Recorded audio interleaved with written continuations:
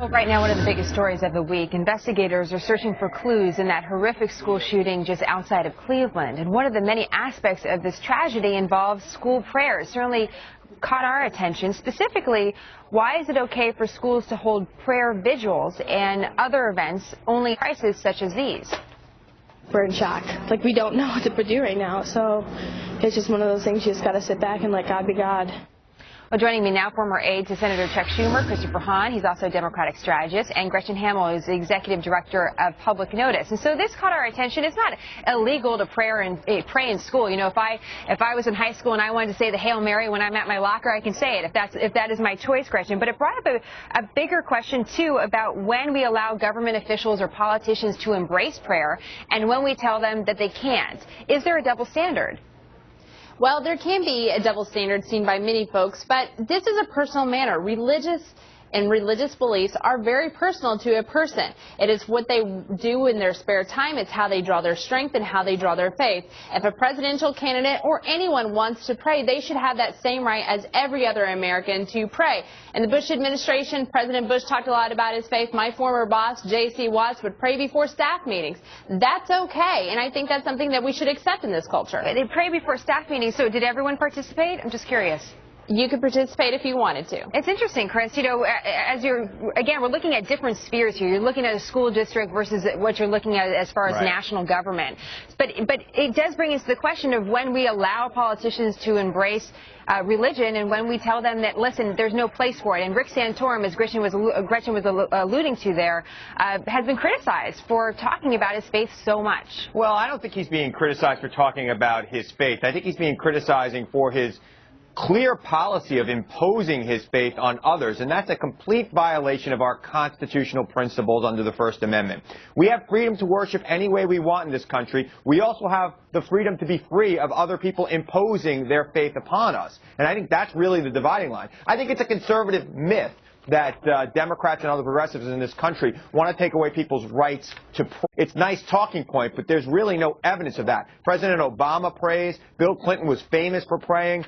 People pray all the time in this country, and they're allowed to do it whenever and wherever they want, as long as they are not imposing their beliefs on other people. What Santorum has done in the last couple of weeks has actually hurt him. He has shown himself to be regressive in the way we view our popular society here in America. And I think it's hurting him in Michigan. And if he loses today, it's going to be because of this 1950s debate he cast us all in the last couple of weeks. Gretchen, do you agree with that? Well, I wouldn't say I wouldn't agree with all those points, but I do think he has gotten the message wrong when it comes to what this nation really cares about right now. And this nation cares about the economy, it cares about jobs, and it cares about government spending. And he took a great debate that was about to be having, a great message on religious freedoms and our right to have what we want in a religious culture, whether that be birth control or not birth control, and make it about a women's issue. This is not a debate we need to be having right now. Women have the right to birth control. He stepped all over the message on this one for all Republicans and made it about something bigger than it actually was. And for that reason, we need to get back to the basics of the economy. You know, get back to the basics, Chris, but at the same time, while the focus has been on Santorum and his religion, there's been a lack of focus on Mitt Romney and the fact that he's a Mormon. And he would be obviously out in front as a Mormon if he does become the nominee. And that's just something that we haven't talked a lot about as of the latest news cycle. I was looking at these two political analysts, David Domke and Kevin Coe, and they have coined the phrase the God strategy in politics. And how much politicians over the last couple decades have started to use God as a way to connect to the American public who feel like religion is losing its connection in the country.